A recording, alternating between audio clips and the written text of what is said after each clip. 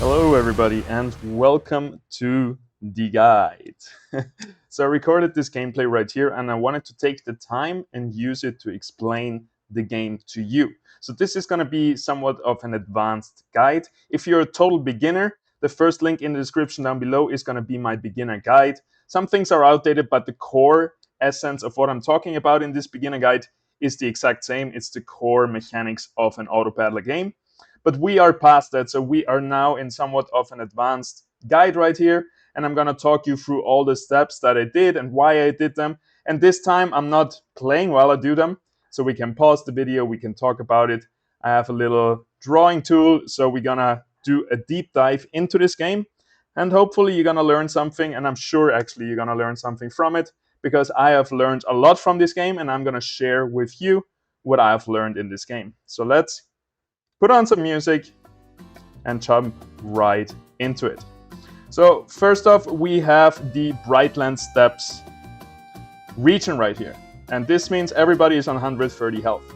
The regions are just a modifier that everybody has that is random for the game. So it gives a little bit of a variance. So first up, we have the legendary Augment phase right here. We have Air, Fortress Protocol, and Energizer. Usually, I like to go for the synergy emblems. So especially since it's a stage 1 augment right here, you can see it with the 1 right here, I think the synergies are just so strong and you can build crazy stuff, especially early on, before you know what you're gonna go for. I like to always pick the synergy. So the thing with Air though is, Air is capped at 6. You can see it right here. So a maximum of 6 air units.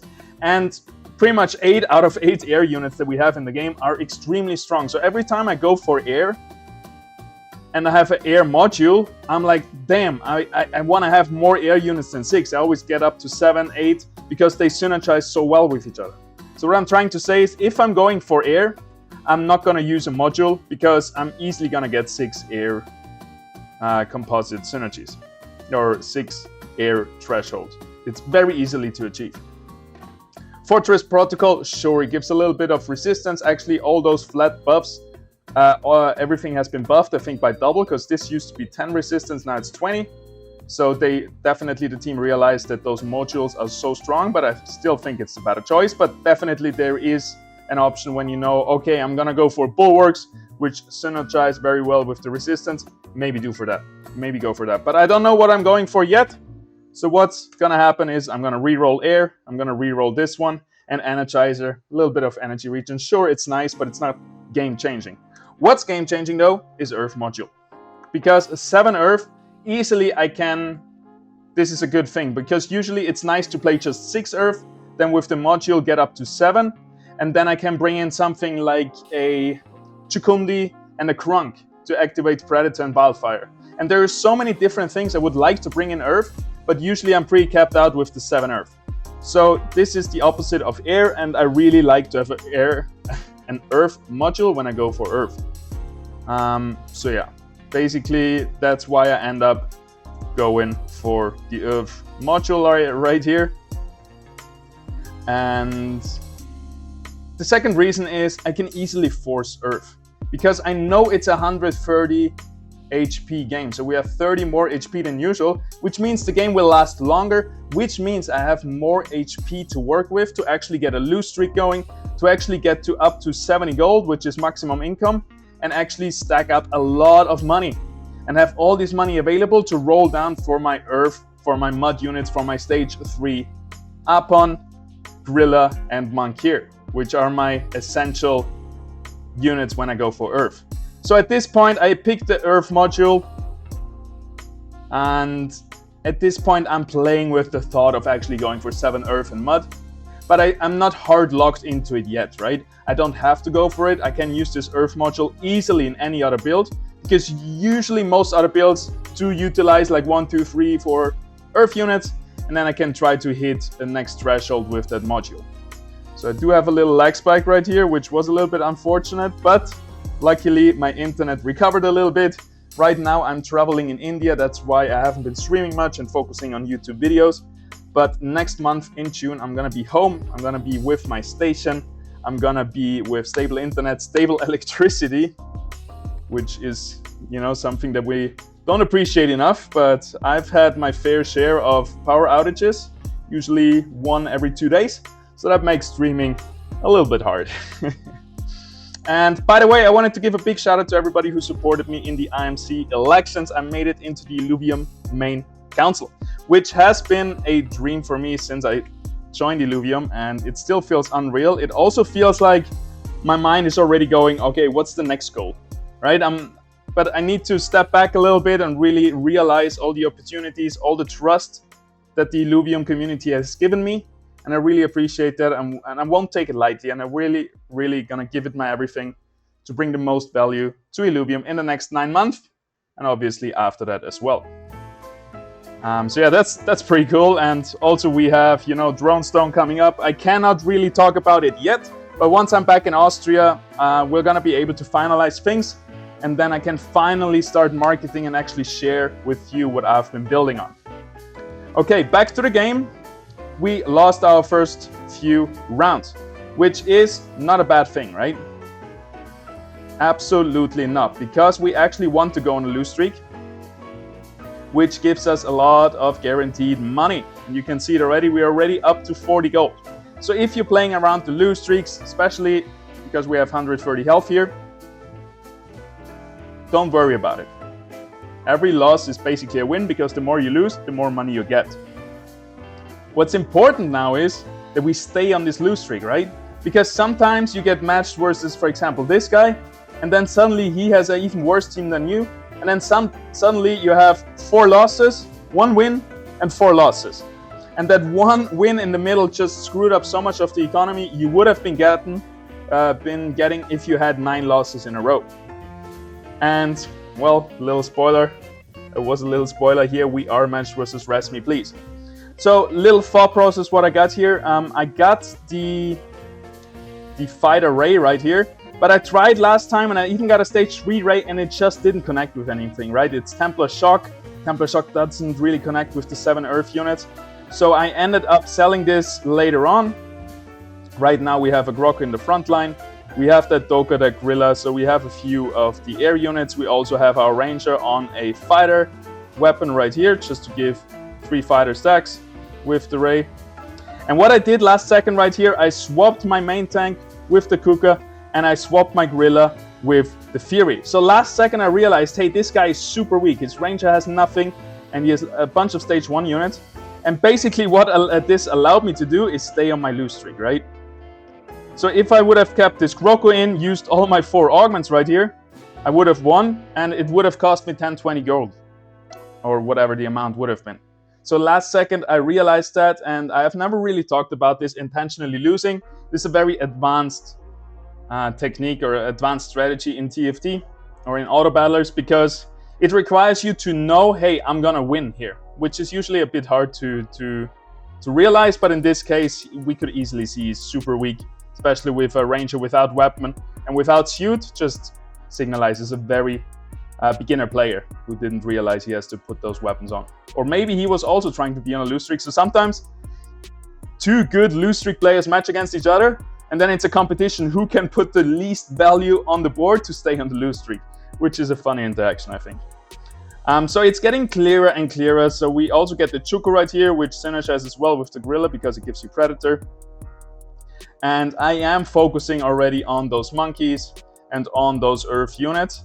I still have those air units, which is also a nice strategy. Going 6 air has also been very strong. And those are kind of the 2 re-roll compositions, what do you call it, where you don't level up, you stay low level to have a high chance of getting those low level tier 1s and tier 2s, tier 3s. And then you just stack up a lot of money, and everything above 70 gold, you're gonna slow roll down. Slow roll means you're gonna roll everything that you have above maximum income. You're gonna stay above 70 gold, above maximum income, giving you the maximum amount possible that you can have, economy-wise, and you're just gonna use everything you have above this to re-roll down. So after this round, weird music choice. After this round, we're gonna get to level 7, to 70 gold.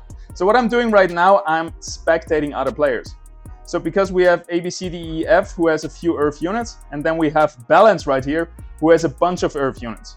So what I just did, I checked out Balance's and A, B, C, D, F's bench to see, hey, do these guys have like a bunch of gorillas, monkeys, apons, and all of this on the bench?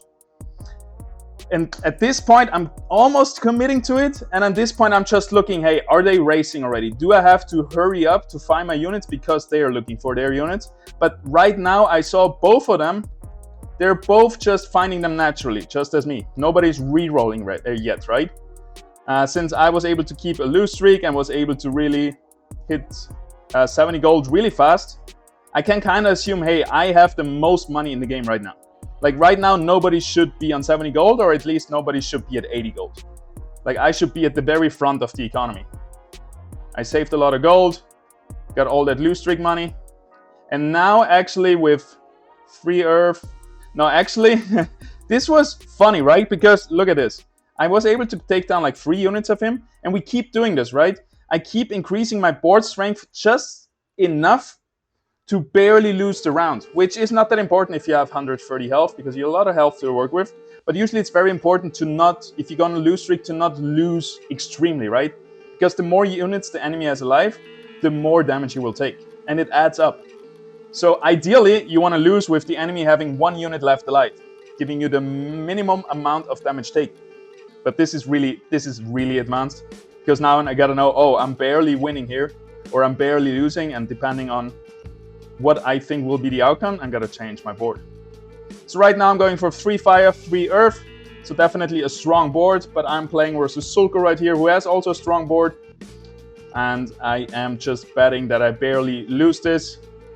But I'm also very close of being strong enough where as soon as I hit some stage 3 units and as soon as I start rolling for them, which has started already, by the way, I have started rolling a bit. Everything that's above 70, I keep slowly rolling down.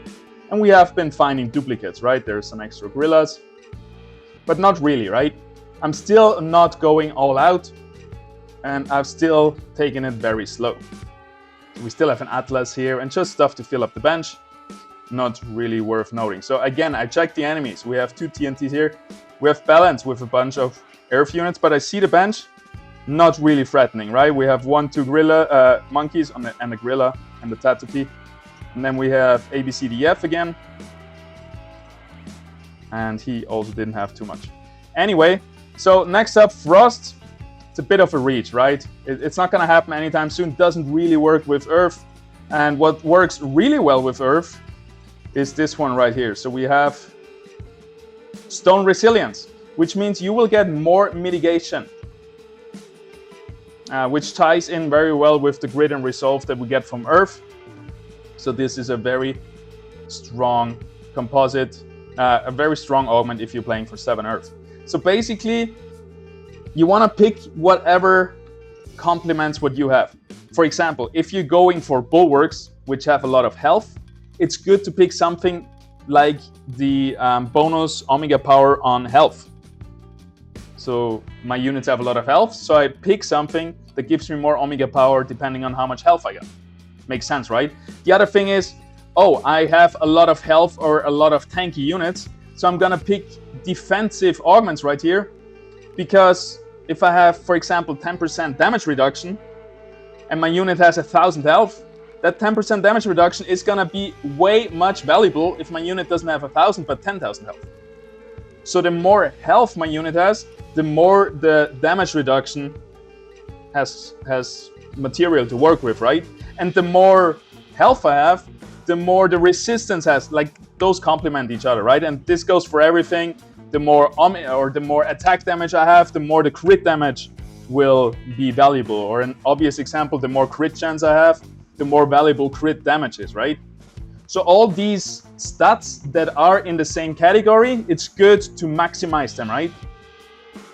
And that's also the reason why we put 3 augments on the same unit.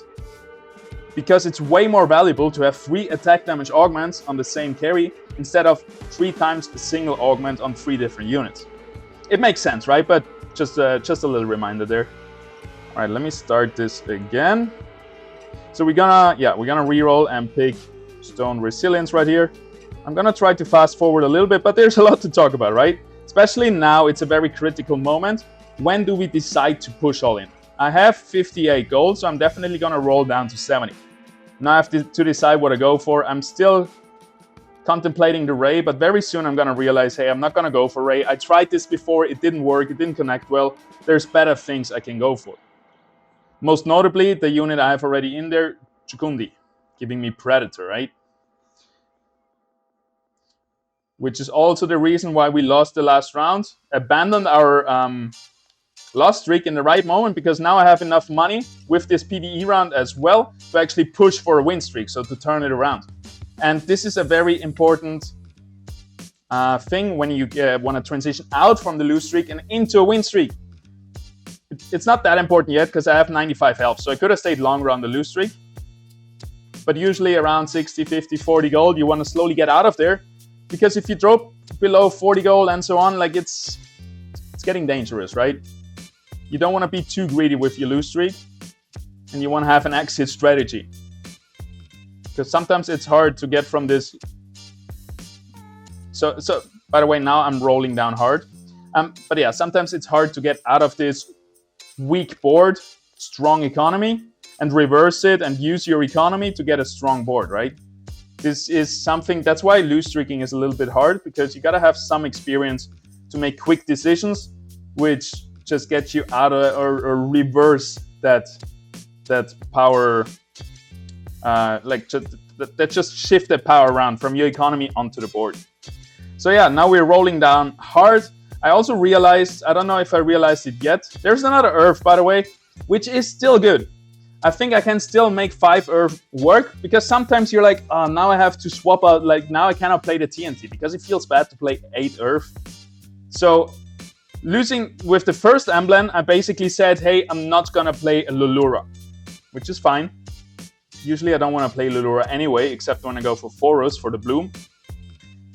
Now with the second Earth emblem, I'm saying probably I'm not going to play Scarabok or TNT, because I have to play my mud units.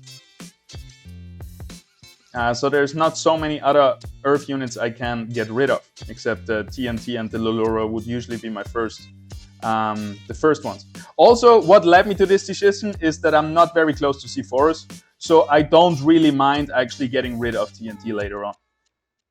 So right here, we're losing our win streak, which, yeah, is to be expected. I'm still sitting on 5 gold, on level 5, which is important because level 5 gives me the highest chances, 50%, for tier 1 units.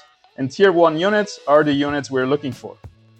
So until you find all your stage 3 monkeys, you shouldn't level up beyond level 5. Extremely important lesson for, especially for Earth and Mud, and also for Air. With Air, it's a bit different because you're also looking for a bunch of stage 3, tier 3 stage 3 units. So yeah.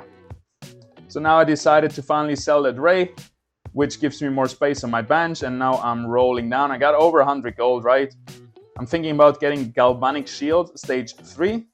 There is my first stage 3 Gorilla.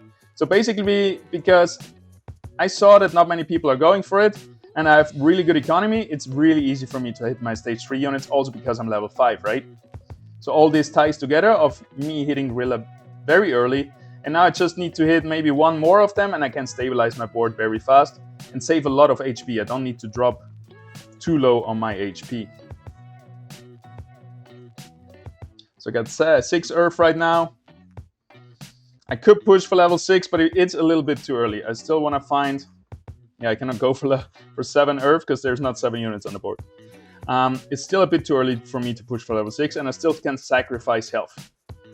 So I'm just going to stay here. And yeah, this is going to be an easy fight. There's a lot of low units. It's the rest me please again. So yeah, keep track of your enemies and look at their board to really realize what's going to happen. Am I going to win this? Am I going to lose this? And then when the fight goes on, double check. Did I predict right? Did something unexpected happen? Did my tank actually tank? Did my damage dealer actually damage deal? So now I'm checking balance right here, and I see, hey, he doesn't have a lot of Earth units. I'm chilling. I don't need to push below 60. Whoa, what am I doing? Can I get back to default? Thank you. So I don't need to push hard yet. I'm checking the other players. Everybody has some Earth units, right? Everybody has some TNT, some Apons. They're really good units, but nobody is going for the 7 Earth Mud yet, so I'm not hurrying. There's enough Earth units for me still out there to get. So sometimes I like to get, for example, the Earth Doka just as a side unit, but usually I'm running out of space. There's Chuko, so yeah, we're gonna go for the Chukundi as well. There's an Apon, and yeah, I'm just rolling down to 70 gold again, keeping my maximum income staying above 70. I'm not stressing yet with my health. But this is very crucial moment right now, right? Because at any moment, somebody of these players, most notably Balance or other players that are like half into Earth, could pull the trigger, roll down 30 gold, and take away 20 of my Earth units, making my life really hard. So it's all about identifying who is contesting your build, and this doesn't just go for Earth, right? It's the same deal with, I don't know, Phosphorus on level 7, when other players are playing fighters, or about Earth units, and so on. So you do have to identify when other players pull the trigger and actually roll for your units. Because ideally, you want to roll before they roll. So you can take all the units away from him. And now I'm checking Balance again. What we got? We got a Gorilla. And he only needs 2 more Chukundis. I don't know if there's one on the board actually. But there is a bunch of units that I actually want. So I'm kind of getting stressed out. I'm like, I'm very close already, right? I should pull the trigger and find this stage 3, this stage 3, and get a few more monkeys. Like, I'm very close. I don't want to be beaten so close to the finish line. So it doesn't matter. Hey, I'm rolling down to 50 gold, 40 gold. Who cares, right?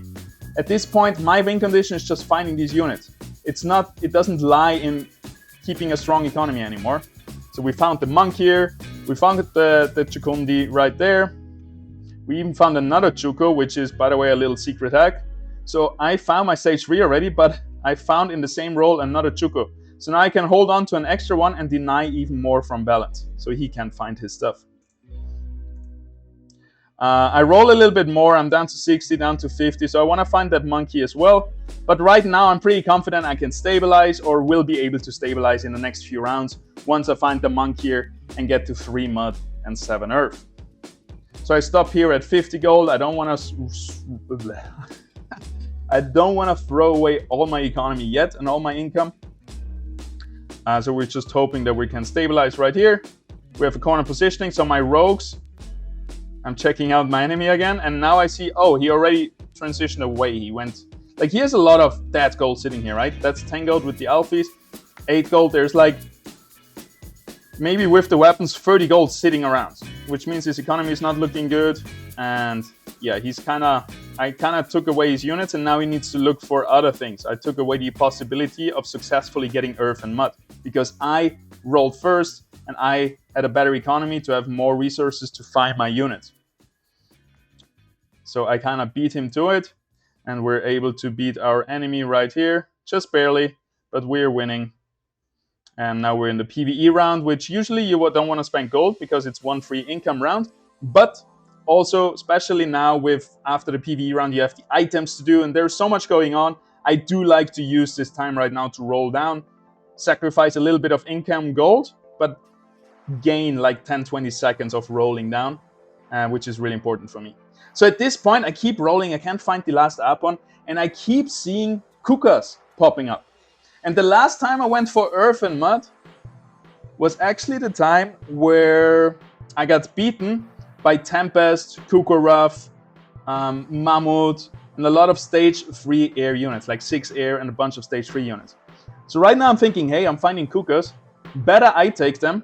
Either maybe I find a Kukurov randomly while I'm looking for the monkey, or at least I'm taking it away from my enemy who wants to counter me with them. So it's kind of 2 birds, 1 stone. I keep finding Kukas. I keep rolling. There's another 2, so now I already have 6 out of 9 Kukas. At which point I'm like, all right, I guess I'm going to play a Kukurov and see where this leads me to. It's a very low investment, right? It's 9 gold for a pretty decent unit that opens a lot of different paths for me. At this point, I'm contemplating of maybe trying to go for a stage 3 Sprout guard. But I do remember, hey, my Ranger is going to be a Mud in the end. And so we don't need to do this yet.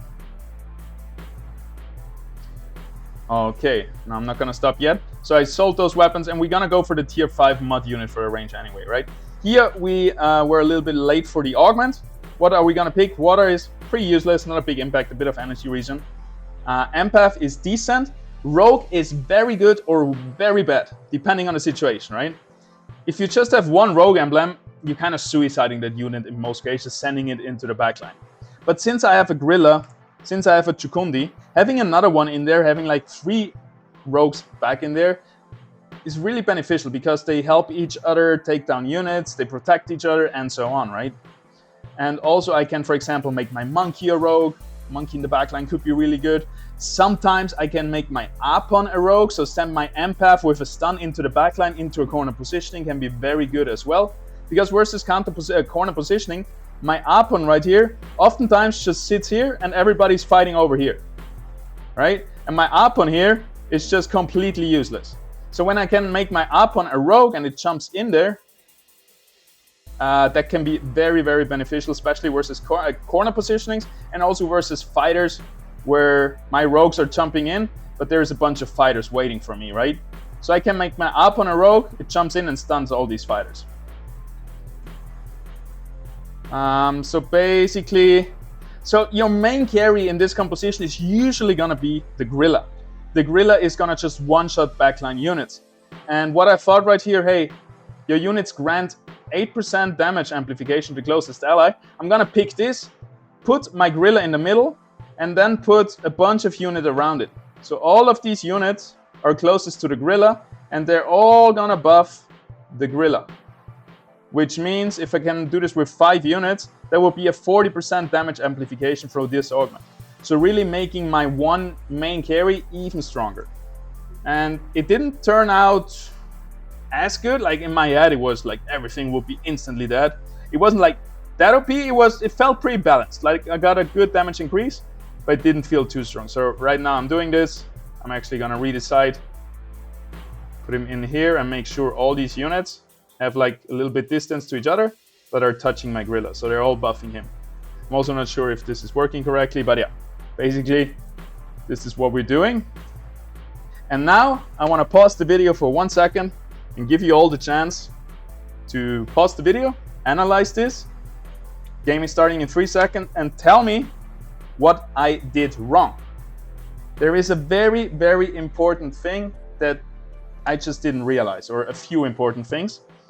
And I'm really mad at myself for not realizing this because I'm making a big mistake here. It's not like game losing mistake, but it definitely makes my life harder. All right, you can just pause the video here. I'm gonna keep talking. The problem is, first of all, I'm on a win streak. Second of all, I'm 6 out of Earth instead of 7. 7 is a huge power spike, insanely strong power spike, and I'm 2 mud, and I could be 3 mud, and I'm missing 4 gold to do this. So I could just have a free level up, bring my monkey in, give me 3 mud, 7 earth, and keep my win streak alive, and also I'm down to 60 health. So it's not like I have a lot of health to play with. So at this point, it's a huge blunder to not just, I just didn't see it, to not level up, bring my monkey in. I focused on the rogue instead, but all I had to do was click my mouse button right here. By the way, you can put buy XP and refresh right here. You can put them so you can put these 2 buttons on a, I put it on the mouse button, for example, and you can also put selling a unit on the mouse button, which just makes things a lot easier. So as you can see, I'm getting stomped right here, right? 8 units alive from, what was it, 62 down to 46 health, below 50, which is a huge chunk, right? And now I'm like, oh my god. Why didn't I go to, because I found all my low units, right? I didn't need to stay on level 5 anymore. I already found all my stage 1 units. Of course, I didn't find the Sephoros, I didn't find my Kukarovs, but you don't want to be too greedy, right? I found my 3 mud units, we're good. We're good, we keep pushing, and everything that comes will come. So maybe we find a Kukarov anyway later on. I can still find it with 40, 30, 20% chance. I don't need to be too greedy. So you're gonna see right now in the next game, we're gonna take a close look how strong suddenly my board is with 7 earth, 3 mud. Right now I'm rolling. Of course, I have so freaking much money still. So yeah, we keep rolling down to 80. And at this point, I'm like, hey, 3 Arcos, might as well take it, level up, because I'm kind of mad, right? I want to make sure I don't lose more health. So I'm actually going down below 70, go to level 7 from level 5, and bring in this Arcos right here to also give me 2 Empath, to just make 100% sure I'm not going to lose next round, which I wouldn't have lost anyway versus this team. But, you know, just to be sure, I don't need to be very greedy with my economy anymore, because I have already done this. I already stacked up a lot of money. And yeah, at this point, I mean, you're going to see it in a second. We don't really have to look at it, but maybe a little speed up. Basically, not a single unit died of me. Right now, I'm by far the strongest player, and nobody can get a win versus me, which means I shouldn't spend more gold, and which means I should get back to 70 and just work on my endgame strategy. Work on my final win condition. Because now I have everything I need to get in the top 2, top 3. But I don't have enough yet to win the game. To win versus behemoths, to win versus invokers, right? To have this crazy, to win versus magma, scoriox, all those crazy end game win conditions. So I need to work on that, and to be able to pull it off, I need economy again. So right now in the mid game, I can give up a little bit, but right now I should work on getting up to level 70 again. I think right here I played a little bit too greedy. I'm just still mad that I gave away so much HP for free. So the Dokka is out. I'm not going to play him. He's not coming back. He usually is also not being played, even if it's stage 3 in most cases. Maybe he is if you're going for like a fighter Earth build with Forest and all of that. But yeah, at this point we are chilling. I'm also just swapping everything out. That's not going to be my final build. I'm now bringing in a Forest. So I'm thinking, hey, maybe I'm going to go for Bloom Fighters on the side, because I'm not really sure yet about those Kukurovs, right?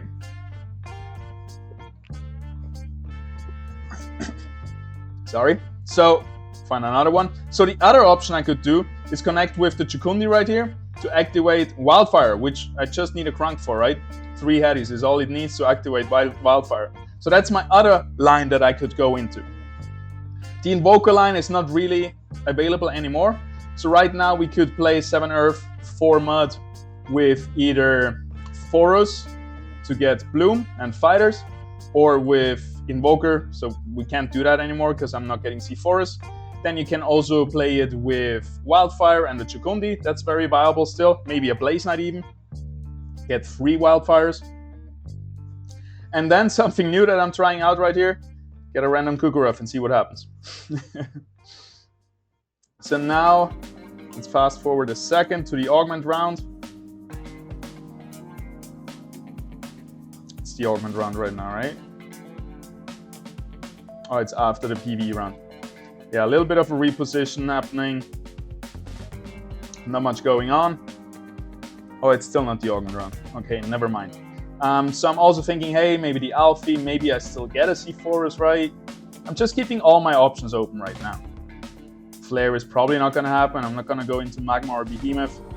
Now is the time where we can fast forward a little bit. Just making items. Frost is probably not happening. Boom! We found an Enchanter emblem. Everything else was not really viable, right?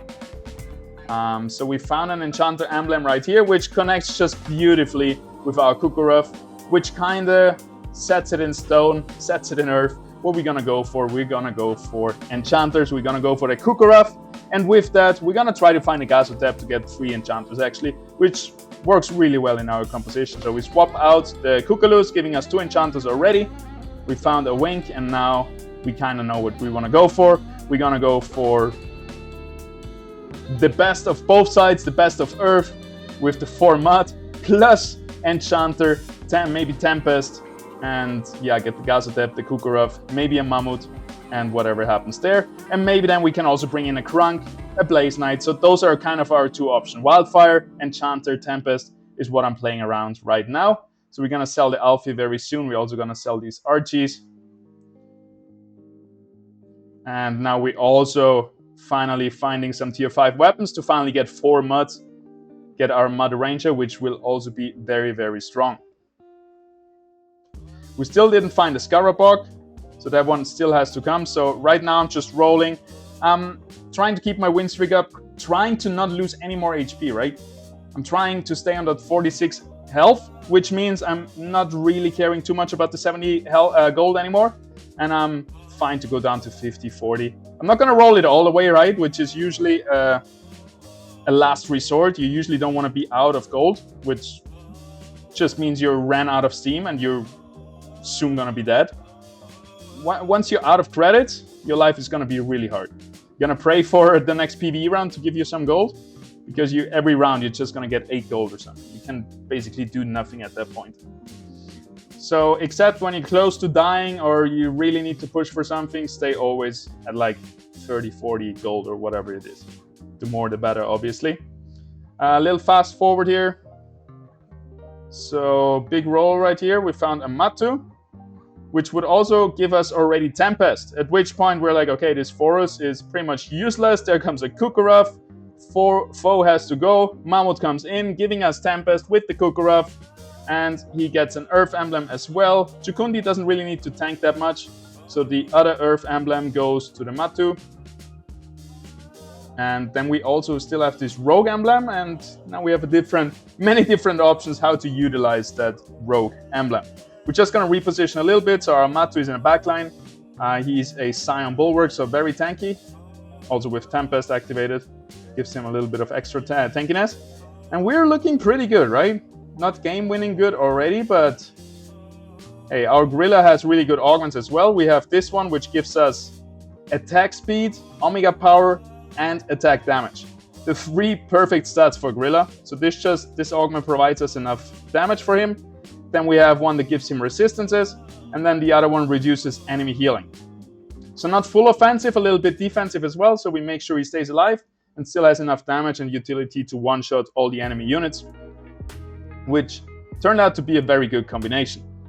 We also have this passive damage augments right here that buff Gorilla even more, giving him 5 Omega power, some starting energy. He usually casts very early into the fight. Let's check out the corner. Clump positioning. I think we're going to stay in the middle right here. So basically, we don't want to have our rogues jump right here, right? They're going to be stuck on the crunk.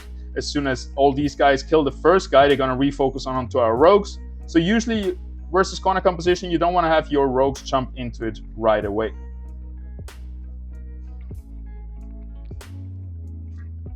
A little fast forward again. We don't need to watch all of these fights.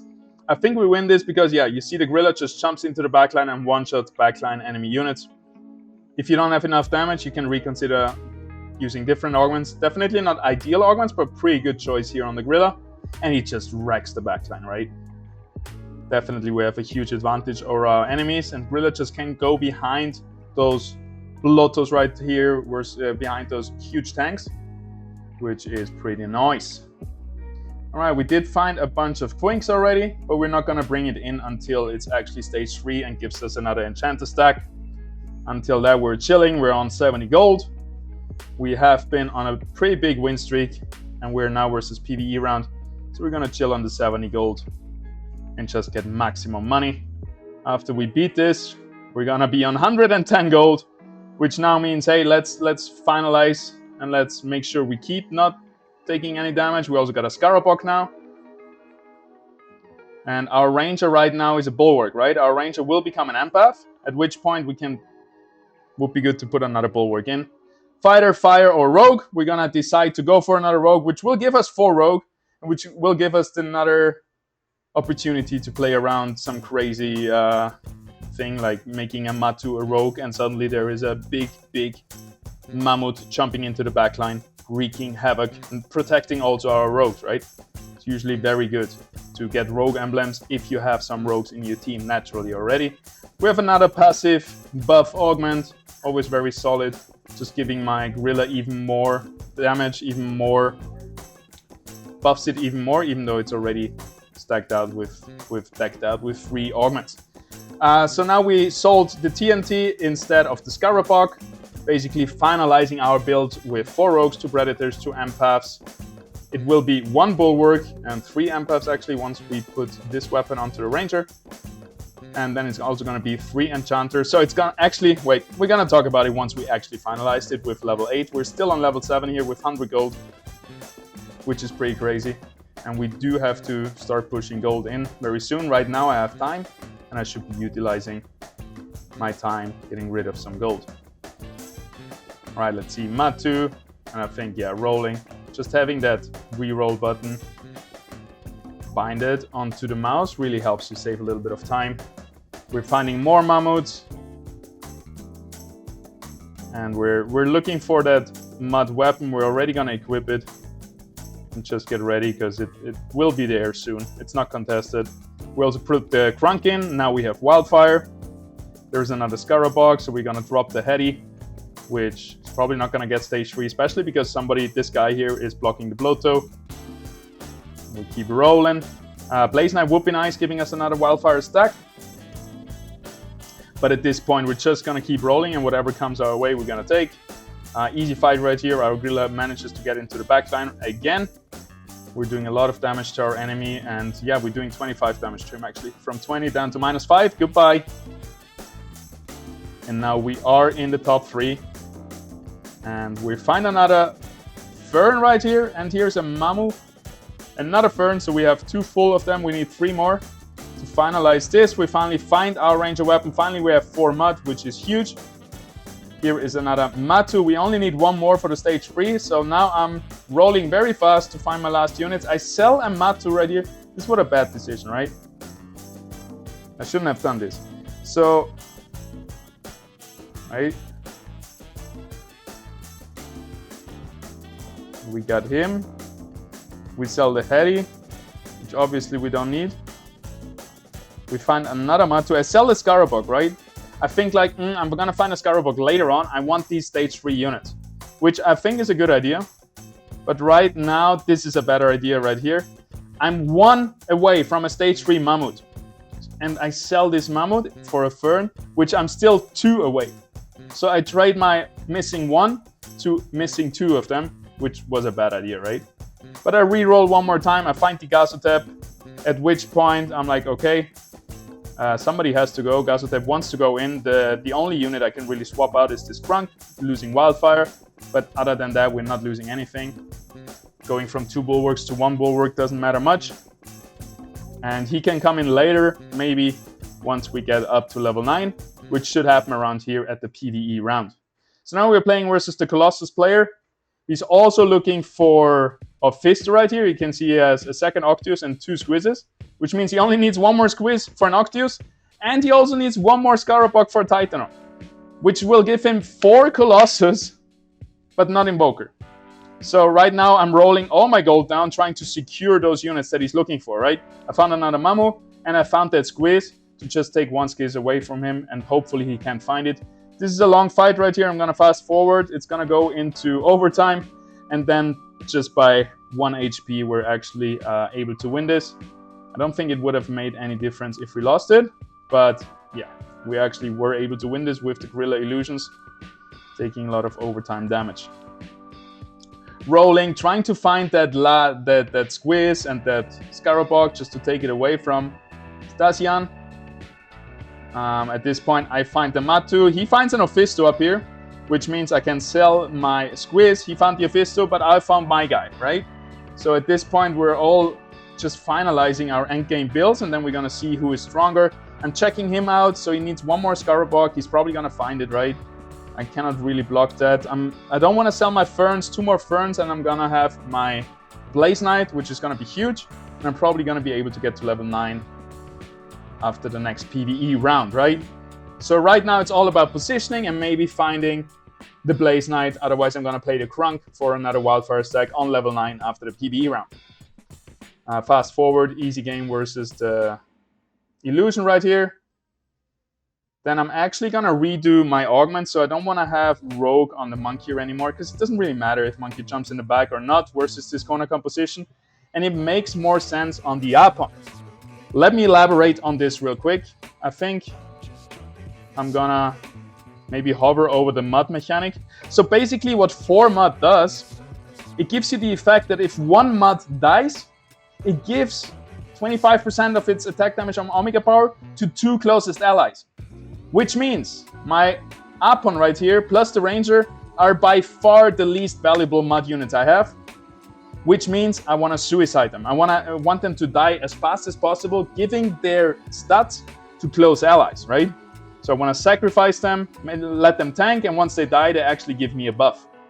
So that's why I put now Rogue onto the Apon. Apon is going to be able to jump into the backline, stun everyone, which is huge, by the way. So it's definitely an extremely strong tactic to put any Rogue emblem like Vanguard, Phantom, whatever it is that makes your Apon jump into the backline onto the Apon, because then Apon will be surrounded of enemies and he can stun everyone, which is the moment he brings the most value to you. And if you have 4 mud, it's also good if he dies, which is a nice thing, right? So yeah, I have like barely enough gold to actually make level 9 happen. I missed like a few, like 4 gold. And I do make a bold decision right here, right? So I needed to sell something to get to level 9. I didn't want to wait another round. To be fair, I should have just waited another round because I had 50 health and I could have taken another damage. So to actually give me the best chances in the next round or for later on, I should have maybe waited one more round. Enemy, by the way, found his Titanor, found his Gnarl. He has 4 Colossus with the Ranger and he found his Ophisto. His Ophisto right here, you can see it doesn't have very good Omega power augments, which kind of helps me a lot. So talking about positioning, it's not the final positioning yet, but basically we got my Apon, which is gonna jump right here and stun those guys. Really good. Then he's gonna die, give 2 close units a buff. Then my Ranger is gonna take all the heat from these guys and is gonna go there and suicide. Also very good. Then we have my Gazotep here, taunting those 2 guys. So my Gazotep is gonna taunt them. My Monk here is gonna go in here and do some splash damage. And then we have the Fernite who stuns into there as well, hopefully stunning the Ophisto. My Mammoth jumps here, maybe throws the Titanor over there. And then my Rogues are on the outside being quite safe. And then my Gorilla will hopefully jump in there and kill something. So let's see how it goes, right? So far, so good. Gorilla instantly jumps with the extra energy, kills 1 unit, kills maybe the Adorator also before he casts. So very, very good entry here from the Gorilla. We get another cast over here. I'm not sure why he jumped to the Colossus. My Mammoth actually threw away the Titanor, which was really nice. And yeah, at this point, the Ophisto is just not doing enough damage. It would maybe look different if this guy had like really strong augments, like legendary caster augments. But at this point, easy win for me in this round, which is huge, right? I didn't expect this. 4 Colossus and the Ophisto, I thought it would be harder. But he doesn't have Invoker, he doesn't have the Omega Power augments, so he's basically missing damage.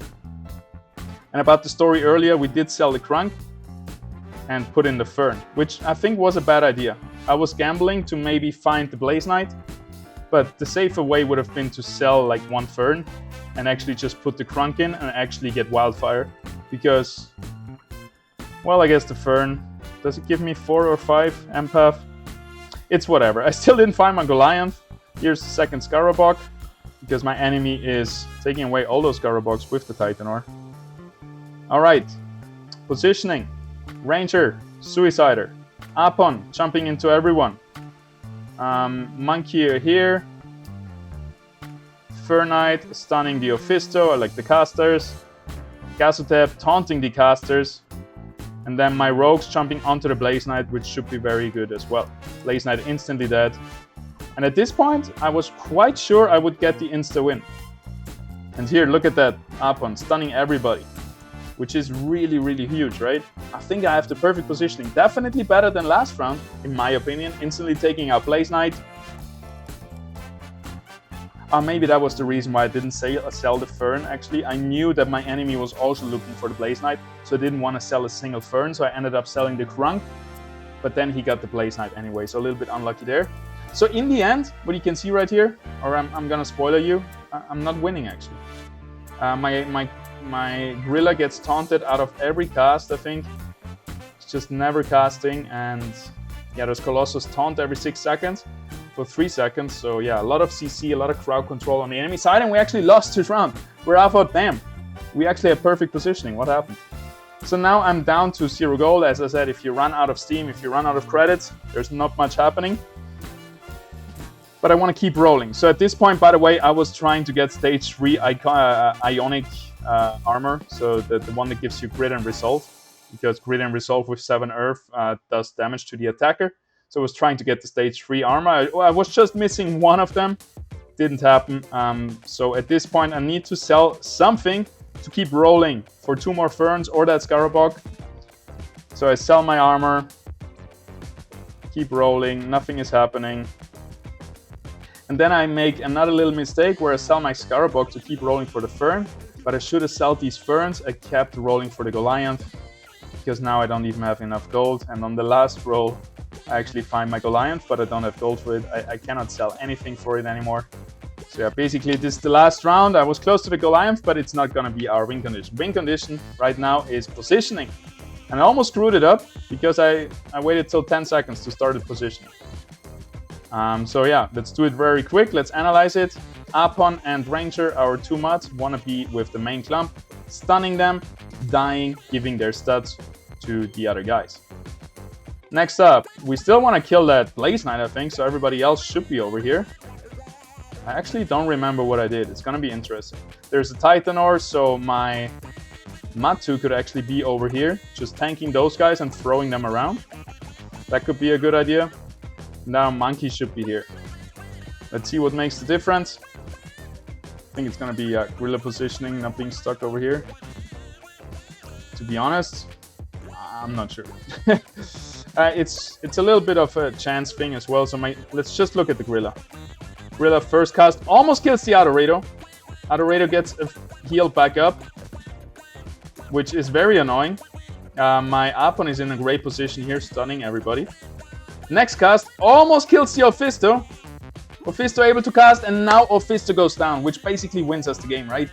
We are killing the main damage dealer of the enemy. You can see it right here. By far overperforming. And at this point, that's actually what won us the game in the end.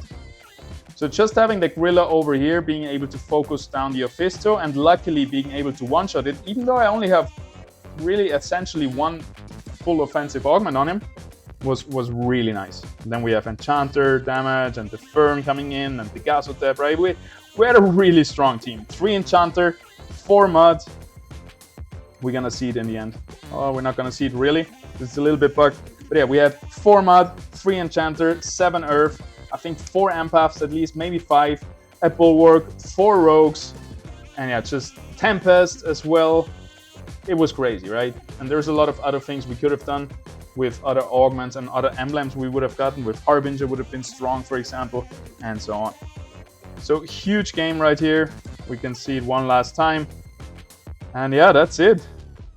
Shoosh. How do I do that when I play the game and explain everything? There's almost not enough time to explain everything when I'm not playing.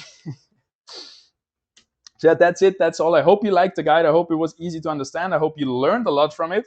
And I hope you can apply something in your own games in the future.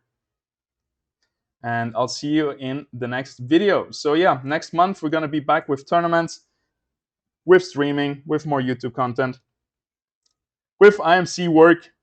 I'm already working on a proposal. And then also the Drone Stone, my game is going to be leaked. So yeah, amazing things ahead. I'm really excited.